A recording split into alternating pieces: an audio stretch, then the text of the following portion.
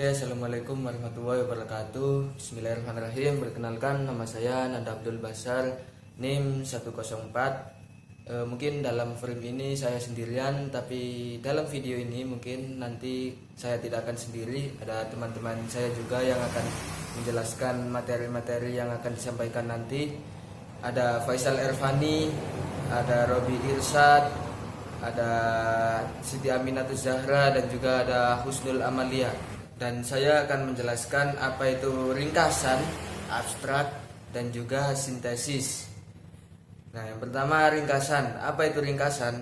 Ringkasan ialah menyajikan sebuah tulisan yang panjang menjadi lebih pendek atau lebih efisien lagi. Nah, ringkasan bisa dilakukan terhadap berbagai jenis karya tulis ilmiah atau teks. Misalnya yaitu novel, terus laporan tahunan, mungkin juga bab dalam buku, ringkasan bab dalam buku maksud saya. Dan juga di dalam ringkasan sendiri ada ciri-cirinya. Yang pertama yaitu 1. Penulis harus mempertahankan urutan atau penyajian sesuai dengan karya tulis yang asli atau tidak mengubah sudut pandang penulis yang aslinya. Dan yang kedua, penulis harus netral, tidak memasukkan opini, ide, atau pandangannya ke dalam ringkasan tersebut. Dan yang ketiga yakni ringkasan yang dibuat harus mewakili penulis. Nah, kesimpulan dari 3 ciri-ciri tadi dapat disimpulkan bahwa kalau kita mau menulis ringkasan tidak boleh merubah atau seenaknya sendiri terhadap ringkasan tersebut, harus murni oleh si penulis asli tersebut atau karya tulis yang kita ringkas tersebut. Nah, yang kedua yakni abstrak. Abstrak merupakan penyajian singkat mengenai isi tulisan sehingga pada tulisan ia menjadi bagian tersendiri. Nah, fungsi abstrak yaitu untuk menjelaskan secara singkat kepada si pembaca tersebut. Nah, ada lagi nih hal-hal yang harus ada di dalam abstrak. Mungkin tidak ada di dalam slide PowerPoint-nya, tapi akan saya coba jelaskan atau uraikan sendiri. Yang pertama, hal-hal yang harus ada di dalam abstrak yaitu 1. Latar belakang. Yang kedua, tujuan, metode, dan yang terakhir, kesimpulan. Nah, abstrak memiliki 2 jenis nih. Yang pertama, abstrak indikatif, yaitu menyajikan uraian secara singkat mengenai masalah yang terkandung. Dan yang kedua, abstrak informatif, yaitu miniatur laporan karya tulis ilmiah asli. Dan yang selanjutnya ada sintesis. Berbeda dengan ringkasan atau abstrak yang diambil hanya dalam satu sumber buku atau karya tulis ilmiah saja, tetapi di sini sintesis diambil dari berbagai atau banyak sumber. Nah, sintetis diartikan sebagai komposisi atau kombinasi bagian-bagian atau elemen yang membentuk satu kesatuan. Oke, itu saja penjelasan singkat dari saya sendiri.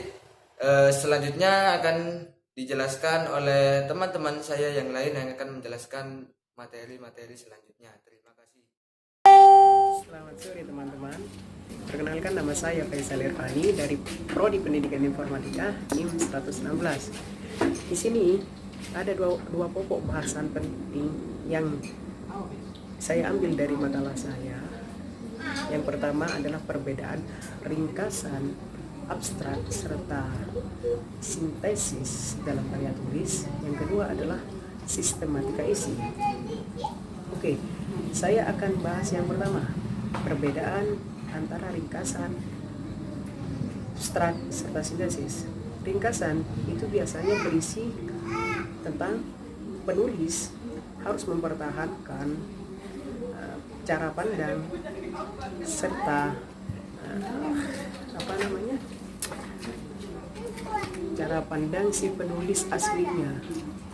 Yang kedua, itu penulis harus bersifat netral, dalam artian tidak memasukkan cara pandangnya sendiri, konsepnya sendiri, dan cara pikirnya sendiri ke dalam ringkasan yang dibuat.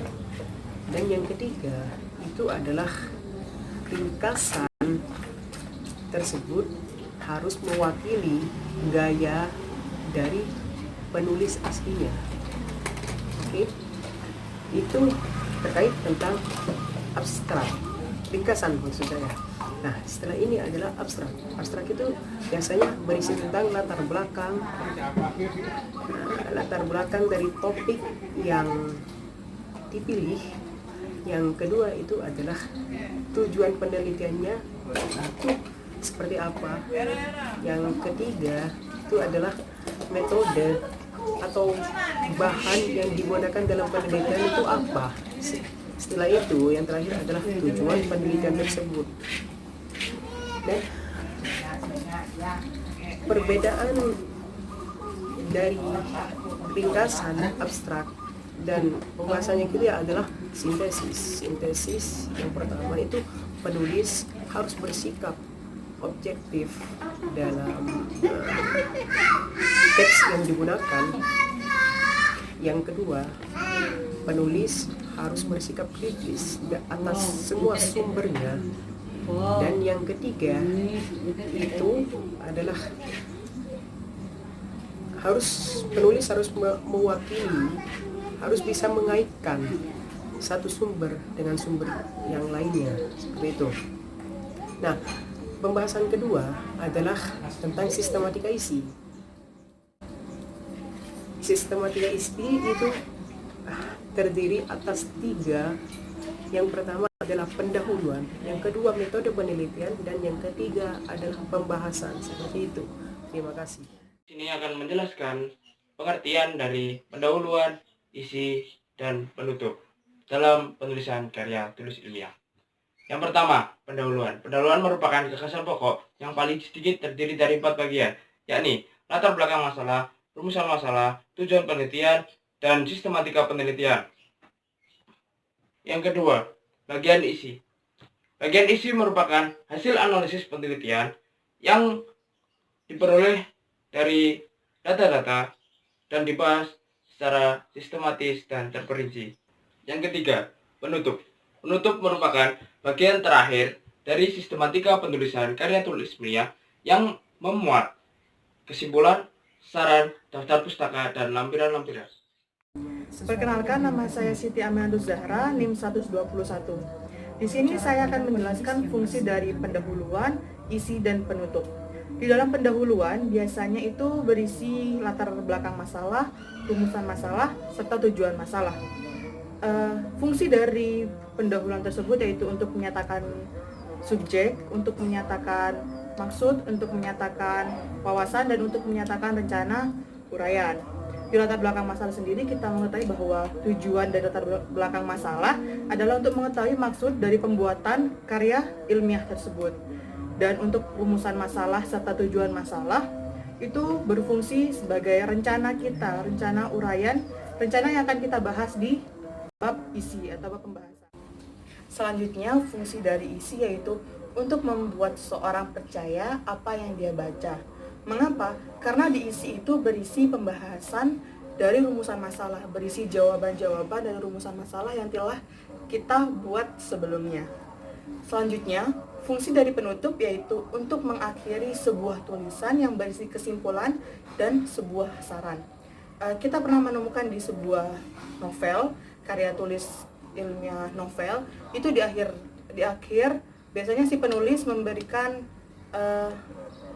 meminta si pembaca untuk memberikan saran untuk memperbaiki karya-karya selanjutnya. Pada sistematika isi, untuk bab pertama yaitu pendahuluan berisi latar belakang masalah, rumusan masalah, tujuan masalah, manfaat penelitian, serta hipotesis. Untuk bab kedua yaitu untuk kajian pustaka atau landasan teori. Pada bab 3 yaitu metode penelitian berisi jenis penelitian, populasi dan sampel penelitian, metode, serta teknik analisis data. Pada bab 4 itu berisi hasil dan pembahasan, dan pada bab 5 itu berisi kesimpulan dan saran. Perkenalkan, nama saya Husna Malia, NIM 124. Di sini saya akan menjelaskan tentang teknik pengembangan. Yang pertama yaitu teknik pengembangan paragraf karya tulis dari umum ke khusus. Teknik pengembangan ini dapat dianggap sebagai teknik pengembangan yang paling lazim yang digunakan. Hampir seluruh teknik pengembangan yang digunakan adalah teknik pengembangan pikiran dari alur umum ke khusus. Yang kedua yaitu teknik pengembangan paragraf karya tulis dari sebab ke akibat. Teknik pengembangan paragraf yang menggunakan alur dari sebab ke akibat menempatkan unsur sebab sebagai kalimat pokoknya dan unsur akibat sebagai kalimat-kalimat penjelasannya.